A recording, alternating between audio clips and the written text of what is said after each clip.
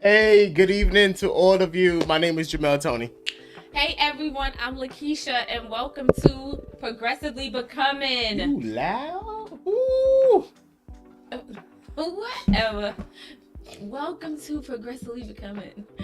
Thank you guys for joining us for another conversation. As always, as you're getting on, make sure you like, comment, and share.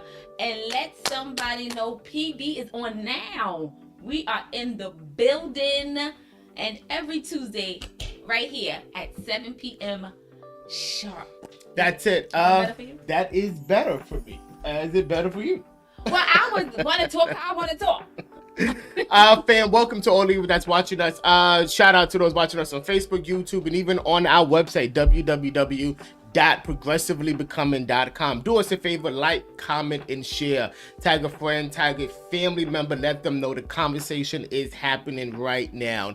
Welcome to all of you that will be listening to this podcast once it drops. If you have not yet subscribed to our podcast, go ahead and do so following this conversation. Apple Podcasts, Google Podcasts, Spotify, iHeartRadio, TuneIn. If it has podcasts in it, you'll probably find us.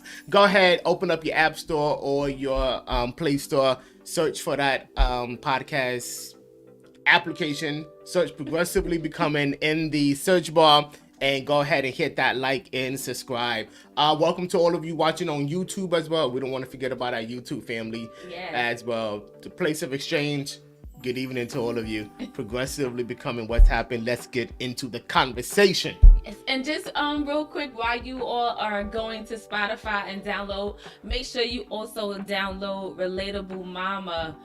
We had Tasha on last week talking about her new podcast that dropped last Wednesday. So every Wednesday, make sure you're checking out the Relatable Mama. So download that on Spotify. If you have a problem finding her on Spotify, go on Facebook under Relatable Mama, and she always has a link where you can tune in. Last week she did talk about identity crisis, so make sure you go take a listen. It was very good, very powerful. That's it. So I wanted to give a shout out to Tasha on her new podcast, Relatable Mama. Don't forget Thursday, 6 a.m. morning devotion where we pray with you, pray for you. We believe in the power of prayer.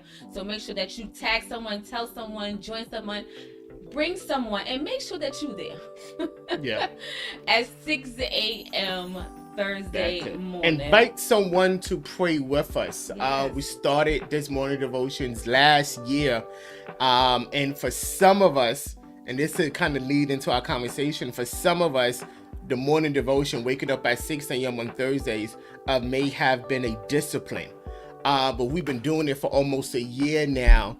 And if I was to ask some of you that have, consistently been on it, you'll probably testify to the truth that it's no longer a discipline. It's become a way of life. It's become a lifestyle. And that's what we endeavor to do. So again, Thursday morning devotion, 6 a.m.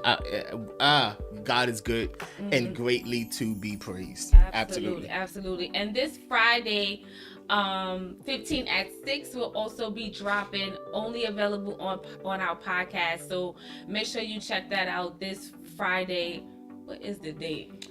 I don't know. The Friday, the 20. I'm gonna go out on a limb and say the 29th. 27th. Okay. The 27th, this Friday, the 27th, 15x6 will be dropping on all our podcast outlets. So make sure that you go take a listen. So we do that every month. Sunday Exchange, 9 a.m., Place of Exchange, Worship Center. Please, if you haven't told someone about it, please let someone know. Sunday Exchange will be happening this Sunday, 9 a.m. Why are you looking at me? I'm watching you talk. You intrigued by me? No, just watching you talk. Oh, Anywho. Fam, since the new year came in, we have been exhaustively discussing setting goals. We have made a point of making sure we start out January 2023 with addressing how do we have goals, the importance of goals, and setting goals. Because in order for you to progressively become what God has intended for us, all of us to become, we have to stop just talking about things and put some action behind what we talk about. Right. We have deemed this year a year of action, where we want this year to be unlike years past. So it is important that we work progressively towards our goals so we can progressively become the person in our character, our resources, our relationships, our vocation, and in our bodies. What steps have you taken this month so far towards your goals? We said the first step that we wanted many of you to take was to write down some of the goals that you have had. If you missed any of those conversations, any of those podcasts, go back, listen to it. We pray it adds some type of value to your life. Today's conversation is going to be a good one. Absolutely. So that wasn't a rhetorical question, y'all. What steps have you made so far in any of the areas of your character, your resources, your vocation, your body, your relationships that you are gonna, work towards this year? Absolutely. What goals did you put down? Have you done? Correct. Carmen says 0.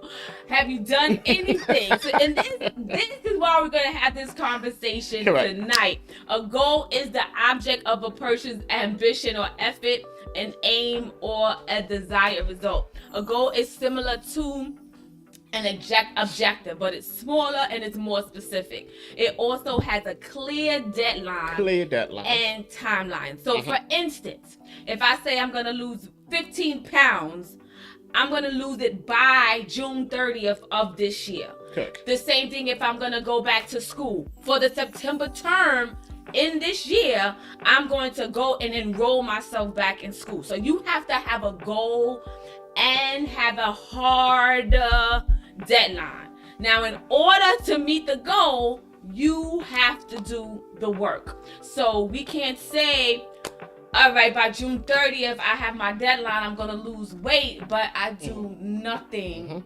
to have that happen. Correct. Yeah, and as previously mentioned, that's the problem. Can somebody put that's the problem? It's what keeps us going in circles year after year, never fully achieving the goal that was set. We just don't do the work. And I know some of you are like, we talking about goals again? Yes, Absolutely. We're talking about goals again because it is so crucial and defining for your life.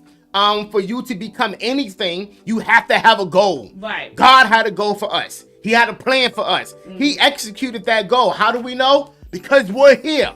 Right? So without execution, there can never be manifestation, but there can be never manifestation if there's no goal and there's no plan. Right. Exactly. 1 + 1 = 2. 2 × 4 = 8. 8 × 8 = 64. We have to do something different, fam. Right. Because our lack of follow through has affected many of our lives. Exactly. And a lot of times we want microwave results. Yeah. We want it to be done in an instant. Absolutely. And some of us honestly have just lacked the commitment to it because it may be hard or because it may take too long. Sure. But we, like Jamel just said, we have to do something different. Because at some point in our lives, we have to admit to ourselves, see what it is, fam, we have to admit to ourselves that this is not working. Right. Yeah, and we must be able to make the necessary adjustments. What worked for others perhaps may not work for you. And we thought about this. We contemplated the conversations that we've had over the last few weeks that absolutely that if we are to be progressive in our approach to becoming, we have to leave behind what is normal and approach what many may consider unorthodox. So the title of this conversation, the title of this podcast for those that will be listening later on is Unorthodox. Unorthodox. Let's try a different approach because clearly this ain't working. This ain't working. So as we continue this year, there are numerous ways to set and reach our goals. Yeah. There's a number of ways that we can set and reach our goal. Yeah. Some we have talked about on this show. I just don't like calling this a show. Okay, conversation. Yeah, on this conversation. So, if y'all remember the 4 P's, goals have to be positive, possible, personal, and prioritize, which is also known as the SMART acronym. Yeah. Which means your goals should be specific, it should be measurable, it should be assignable, realistic, and time. Spell it out. You got this. You got it. I'm about to say time regulated. You got it. You can do this. You can do this. Related. You can read. Boy, bye. Time related. It has to be specific, got a little right? Twisted up. It has to target a specific area of improvement. For example, your confidence, your weight loss, your education, your career advancement. It must be measurable. You got to measure, have you reached your goal? Is there an indicator of your progress that you've made so far?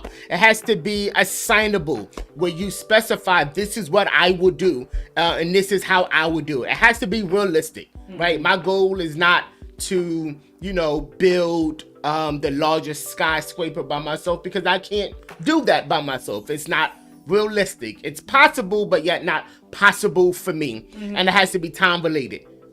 Have you given yourself a timeline for that goal to be completed? We talked about all of this. Right. We talked about this. We talked about how your goals must be fast. And fast is frequently discussed.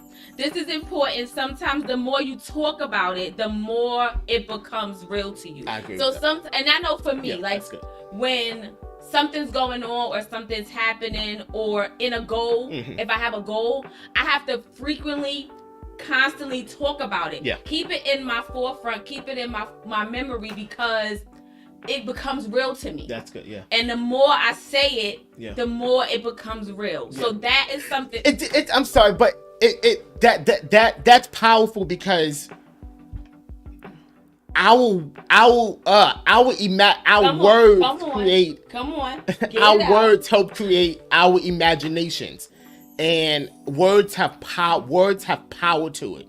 And the more you say it, the more you think about it, the more you focus on it, the odds of it happening becomes greatly increased in your life. So whatever your goal is, whatever you want to do in your life, let's detour for 10 seconds. Whatever your goal is, whatever you want to do in your life, think about it. Keep thinking about it. Say it out loud. Write it down. Imagine yourself doing that. And then do the necessary work to do so. But Carmen, I think what you just said, Carmen said, I didn't plan a goal, but I'm working on getting my health back on track. And in my spiritual life, I wanted to do something meaningful, which is praying for others on the chat. And we're going to talk about that. Yeah. And I think that's if you don't want to classify it as a goal, but I think that's a goal. Yeah. Yeah, and we're going to talk about that classification of goals also. Yeah. I think that's great, Carmen. Yeah. And you're making a step in doing something for this year. So applaud yourself for that. That's good news. That's good. Yep. Fast goals that has to be frequently discussed. It has to be ambitious. It has to be specific. Set a time frame, and it has to be transparent, where you are able to clearly, how can I say this? Relay your goals to other people, right? You are able to clearly articulate your goals in a conscious manner, not only to yourself, but to somebody else as well. We touched on all of this. Right, and I just want to say something about the area of being specific. So don't have your goals set in like general terms. For instance, that example that I used about like going back to school. Don't say I'm going to go back to school by the end of the year, because that's too open-ended. I agree. And having that time frame is going to allow something to happen that's going to prevent you from doing what you said you're going to do. Because the end of the year could be December 31st. Exactly. So I think when you're specific, have a goal, have a date in mind on when you want it to start that, and make sure you go with that goal. Don't have it so broad, because life happens, things happen, and this is why a lot of times we didn't do our goals, because something happened, something prevented us, for whatever reason. But if we have a specific date in mind, we have a deadline. And we know that we have to meet that by the time that comes. And not, I'm going to do it by the end of the year. I just wanted to make mention to that. And then last week we did touch on goals in the context of being enlightening, which is greater knowledge and understanding about a subject or a situation. Encourage, giving support, confidence, or hope. And enable, giving someone or something the means to do something. And there are so many ways to set goals. So many ways to achieve goals. And the point of it is like sometimes nothing happens. Because there's so many ways. Right. And because we don't know how to get started and how to stay committed, that's the word. We don't do it. It's too many acronyms. SMART and FAST and enlightening and empowered and time sensitive. It's too many things to remember. It's hard enough sticking to a goal. It's even harder getting started. So we want to pause for a moment. We want to pause for the cause. Everybody, let's take a deep breath. Take a deep breath. If you got COVID, don't breathe that out. I'm just saying. Right. Let's take a deep breath. Here it is. Let us take a step back and approach our goals in a progressive way. It's gonna be good, y'all. Progressive is to be forward thinking. We spoke about this last year. This may be difficult for us because our brains have been trained not to be. It's called tradition. And while tradition is fine and we need it, the goal of life and having an abundant one is to always build upon that tradition. The same way we did things, or rather the way we did things 20 years ago, is not the same way it should be done now. Now. Can somebody throw that in the comments? Now, this is different. And if we don't embrace that now is here, we may miss out on the wonderful things that life has for us. And we may miss out on becoming the persons that God has called us to be. Right? For many of us, we have to embrace the concept of being unorthodox. Just embrace the concept of it. Embrace the concept of being unorthodox. Can you put that in the chat? Unorthodox. What does that mean? And it's contrary to what is usual. What's traditional.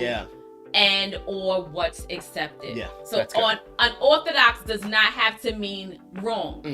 And a lot of times we associate that word with being wrong. Unorthodox is just, no, it's wrong. We don't do it. We just don't handle it that way. But it means something different. Albert Einstein said, insanity, and I know you've heard this all the time. Insanity is doing the same thing over and over and expecting different results. Yes, Bishop Watts. I thought about Bishop when I saw that, because he used to say that all the time. We hear you, sir. Yes. When you do the same thing over and over, but you expect it to be different this time around. And we have said this, and yet we have still become victims of it. We have become victims of insanity. Exactly. And then the thing is how many times have we said things just have to be different? I can't keep going on this way. This shit gotta be different. It's gotta be different. I just can't do it no more. And I can't keep doing the same thing over and over, putting up with the same mess. Same crap. And the same fact drama. that it doesn't change is because you have not been the change in the situation. Could it be that we are the chess piece that hasn't moved to progress our way in life? Could it be us that we have been stuck so in tradition and what's normal and what is what is common to everybody, and have not embraced the concept of unorthodoxy? Jesus was unorthodox. Read his life. Nothing about Jesus was usual, accepted, and traditional. Nothing about him. He spit in people's eyes. He told folks to get out of boats and walk on water. Nothing about him was traditional. He was unorthodox, yet he was impactful. Here it is. Why aren't we? So let's address the elephants in the room, and there are multiple pink elephants in the room, right?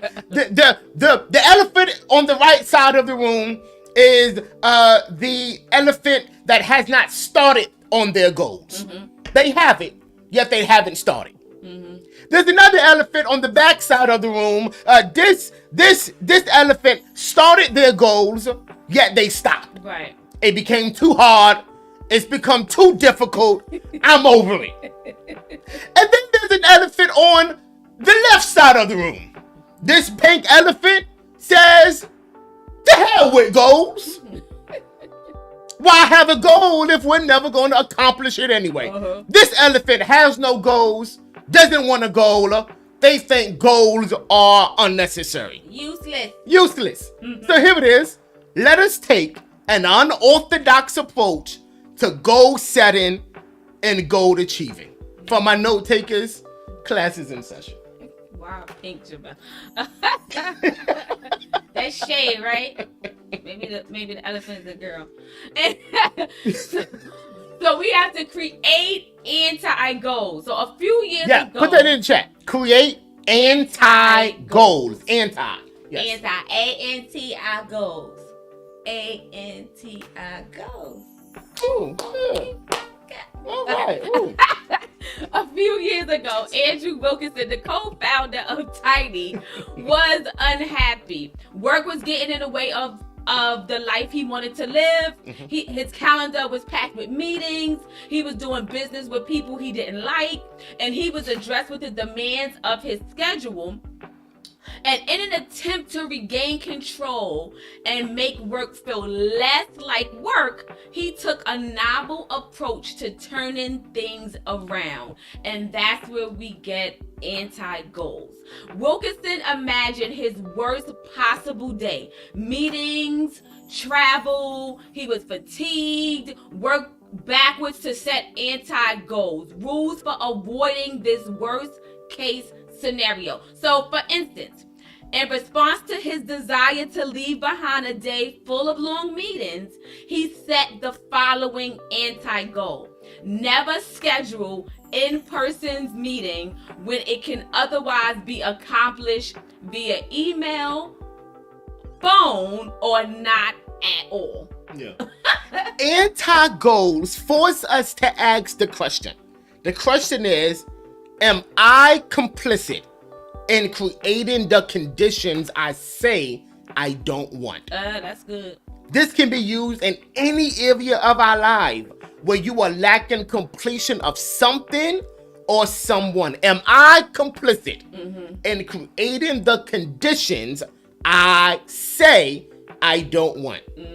This goal setting method, the anti-goal setting method, is a powerful alternative to regular setting goals because you need to tie an anti-goal to an undesirable aspect of your life.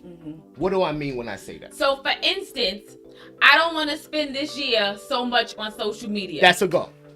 That is going. For some of us, that should be a goal. I mean, because some of us spend way too much time on there. Like, I think for me, I've made it a point where I'm not so much on social media, like personal stuff. I mean, most of the time I used to go and actually be scrolling anyway. But anyway, so you tie this unpleasant aspect in your life to I waste precious lifetime scrolling on social media. And the anti-goal is putting an app timer on your phone. So pretty much giving you a time limit. Give it. Another example, yeah. I want to be healthy this year, right? And we know we know proper sleep is key to being healthy. The unpleasant aspect is waking up tired. Nobody wants to wake up tired. The anti-goal is I'm going to go to bed. I'm not going to go to bed after 10 p.m. Right? You see, anti-goals gives us the opportunity to reflect on the life we do not want in order to forge one we do.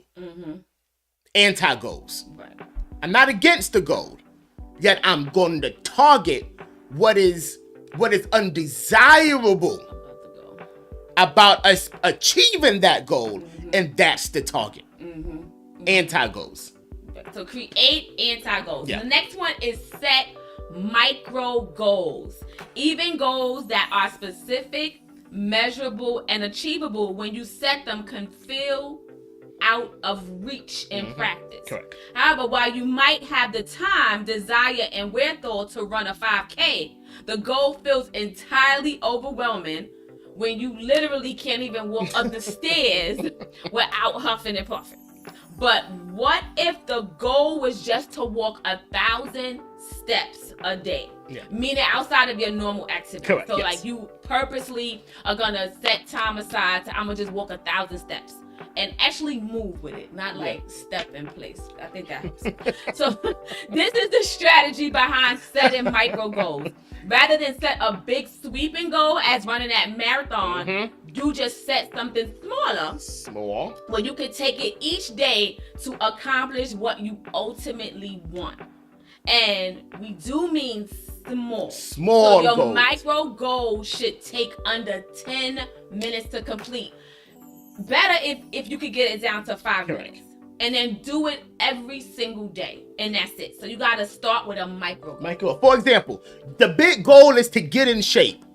The micro goal is to just walk 10 minutes each day. Right. And the big goal, another example with a big goal is to save for a house. The micro goal is to transfer $10, $15 every day to your savings account. Correct. Yeah. The big goal is I want to read more this year.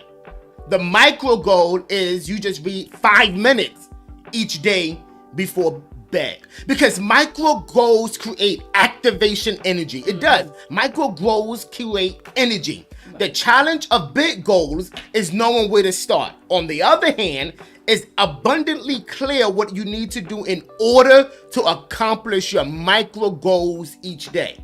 You may want to buy a house. That's the big goal. You may become frustrated. How do I start? Where do I go? Like, you know, I got, no. Set a micro goal. Right. I know I got to get my finances in order. Right. So I'm going to save $10 to $15 every day. I'm going to put that in my savings. Now, $10 to $15 every day in your savings, is that going to be enough money for a down payment in a year? Probably not. But what it's doing is that micro goal is helping you build a habit. Yes. Can somebody say habits? Habit. Yeah. Completing a task day in and day out will eventually help you build a habit. And by doing so, you won't have to rely on motivation to drive you towards what you want to achieve. Right. The power of a habit is this. It does not take willpower to accomplish it. It is the same like discipline. The goal of discipline is for it to no longer feel like discipline, for the discipline to become a lifestyle. Right. And when you build micro goals, you develop habits. Right, exactly. Yeah. I remember like years ago when I first was diagnosed with high blood pressure, and I was in my 20s, and it just happened because of a pregnancy, and it never went away. But I was the type of person, as tradition, as we mentioned before, my family, we add salt to the food even before we tried it. We didn't even know if you, and even some of my family still now, I know they can say that, testify to that, because they're listening. They still add salt to the food before you even taste it. And it's like, for me, that was just a habit. Just add salt before we even eat the food, and that's how we ate it. But once that became an issue for me and I wanted to get healthier, I had to create a different habit where I had to stop adding salt to the food. I had to lower my sodium intake. So what I was used to eating as far as salt and, Lowry's, I had to start with Mrs. Dash. I don't even know if that's still a seasoning now. I think so. But the taste of it wasn't that great. But I know for me, for my health, I had to do something different than salt. But eventually, it started tasting good to me. Yeah. It's because my taste buds got used to it. And now I don't use salt. I don't add salt. And even when I taste salt that someone else added to something that I get, it's very nasty to me. Gotcha. So I can't even eat like that. So it became a habit for me where I had to change the way that I was used to eating with adding all these different types of seasonings. So now it's like nothing to me. And it's like, with like Jamel and my kids, I didn't have them grow up eating like that or have him come and eating like that. We didn't add salt to the food. And I'll never forget that time. Remember, I did French fries and I did add salt. And then you and the Ties was like, what did you do to the fries? Like, and it was salty to them because they were not used to eating like that. You had to develop a new habit. Exactly. And new habits take time. Exactly. New habits take time. And it was work, and it was hard because I was used to a certain taste, a certain profile, and then to cut out all of that to go to something to me that was very bland. Yeah. But it works. Like even for me with like tea, I don't like sweet tea. I can have tea without sugar. Yeah. But that's a taste that I had to get accustomed to. Yeah, it's all about developing new habits and breaking old habits. On Thursday, I want us to talk about habits, and I want us to play on that. So Thursday morning devotions, habits. Another unorthodox way of goal setting and goal achieving is to set an annual theme, right? So every year, I try to set an annual theme for myself, right? It is not action or target specific. For example, my personal theme for this year is boundaries and balance, right? You have to set an annual theme for yourself. Exactly. Yeah. And for me this year, my theme is peace. And I've learned it. I just need peace. I want peace, and in order for me to have peace, I must extend grace to some that don't deserve it. Because I'm just gonna leave it at that. Because sometimes I'll be wanting to kick folk in their neck, punch them in their throat. I do. We all have feelings. We all, have that side. But I extend grace to people that just don't deserve it. And I'm learning because I just need peace. Yeah. I'm not in for all that extra stuff. Yeah, which is what Jesus did for us, right? We don't deserve it, and he extended grace. So when you set an annual theme, right? And this is an unorthodox way of setting setting a goal. Set an annual theme. This method of setting an annual theme, it helps us stay focused on the entire year, and it helps you filter each of your actions in life and in work through the lens of your theme. For example, if you ended last year in a state of burnout, you were stressed.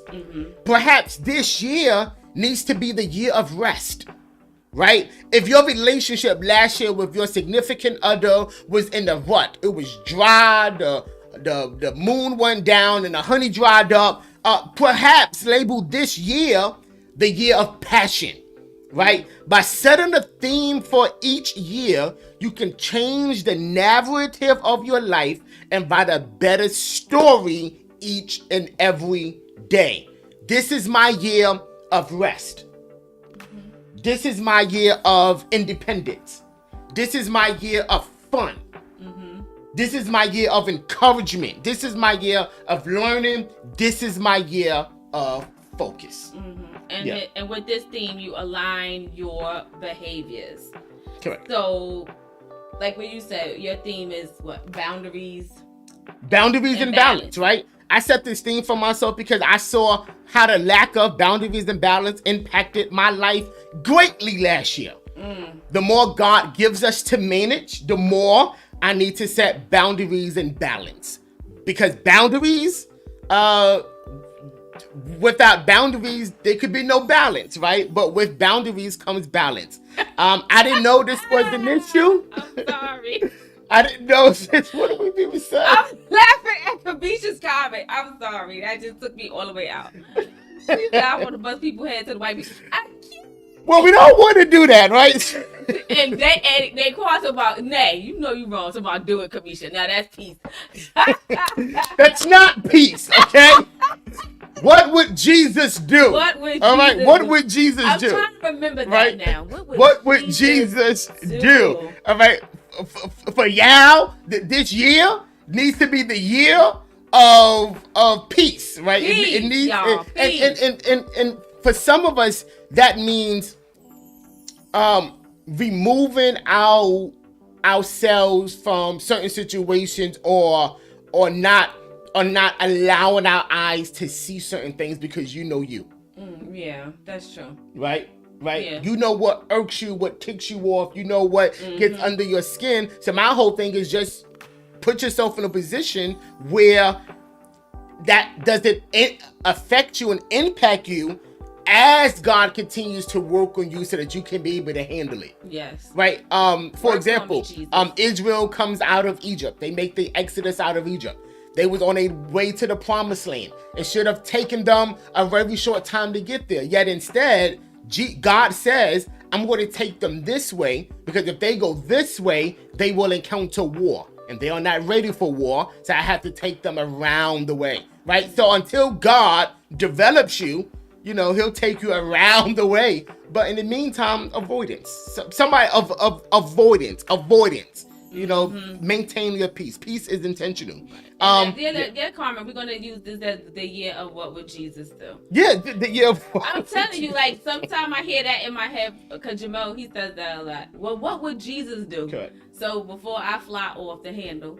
Because of we're all striving to be like him. And I think we at are. some point we have to intentionally make a choice to do what he did. Right. And that's tough. It's tough. Trust me, it's tough. It's But tough, y'all. It's tough. It's growing pains.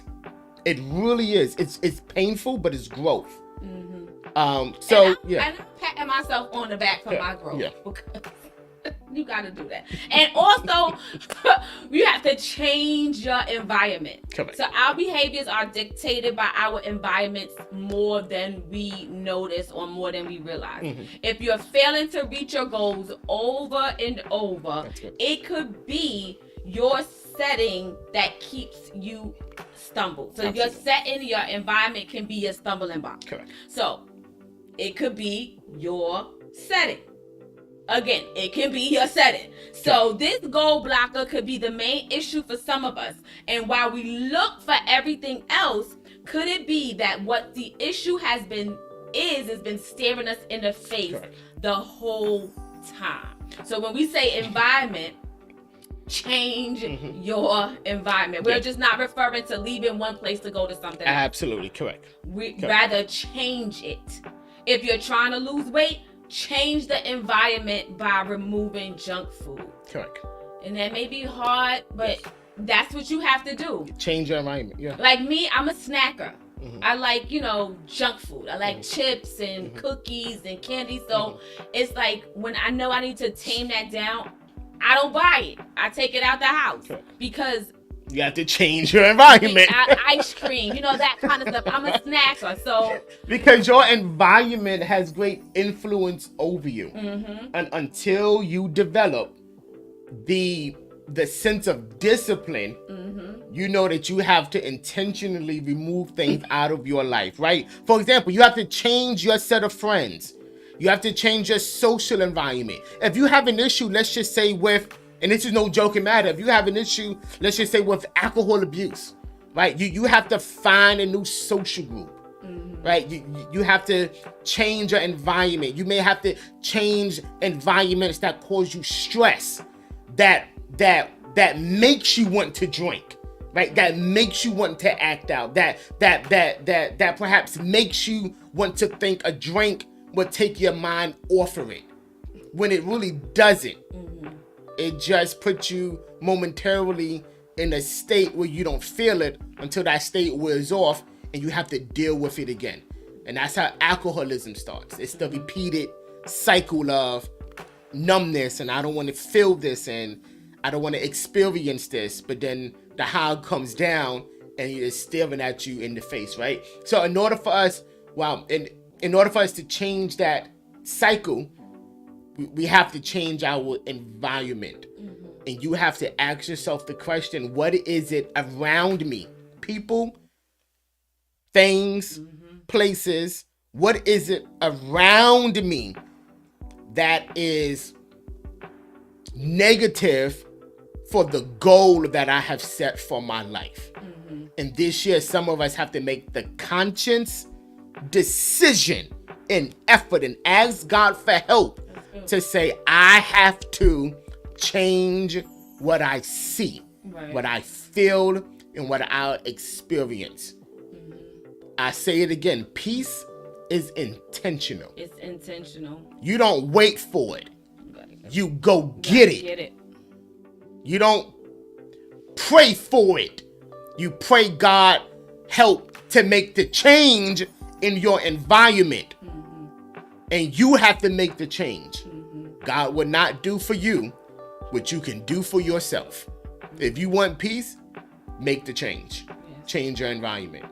And that's how we set goals. All of this, and we got to go, all of this is unorthodox. Right. It's unorthodox.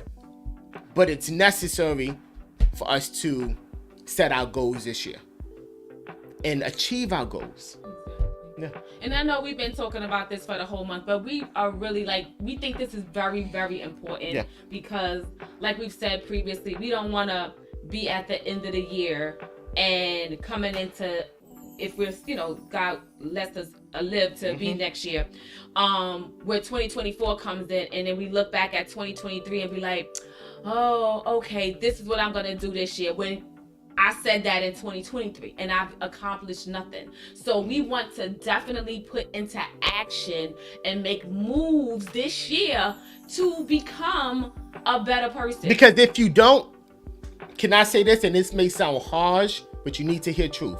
If you don't, that is on you. That's on you. Not them, not it, not the job, not the system.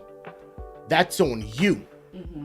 You control what's happening to you and around you. Take responsibility for you. That's on you. So we can't get mad at nobody else but ourselves because we did not do what was necessary. And you know what happens? A year goes later, a year goes later, a year goes later, a year goes later, and then we in our 50s, and then a year goes later, and a year goes later, a year goes later, and then we in our 60s, and then a year goes later, generations pass, and then we in our 70s, and before we know it, we in our 80s, and we look back and we like, man, I'm in the same environment I was in when I was 20 because I didn't make the necessary change. That's on you. And my just advice from what we discussed today, start with the micro goals. Micro goals. That's something that we all can do, and it should be achievable. A micro goal. Whatever that goal is, just shrink it and start doing that every day. Yeah. And then you'll see that once you start that discipline, it will eventually become your lifestyle. And it will be goal setting and achieving and maintaining and accomplishing is difficult. Trust me, it's hard. It's difficult. It's going to be an uphill battle. It's going to be difficult. I know somebody, I will not say their name. But when I say this, they know who I'm talking about. This person made a decision to go down, to go low, to come back up.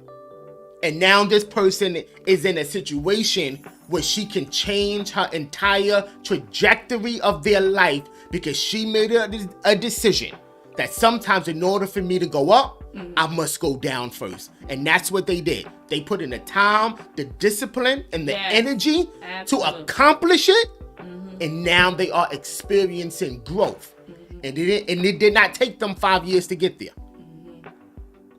Can you experience a season of pain, a season of discomfort for perhaps a lifetime of peace, happiness, and joy? It's only a season. Absolutely. Thursday, 6 a.m. I wanted to pray about habit breaking. Because if we don't break habits, we can't become it. We will never achieve our goals. Habit, particularly strongholds, that has kept us enslaved and in bondage, and we have to break emotional attachments that no longer are beneficial for the place that God has us. Change is hard for people, but I think it's like you have to put your mind to do it. Yeah. It's like some people are just rooted in just the norm and tradition, and change is hard because change requires work. And we tradition hasn't worked. And naturally, some people just don't like.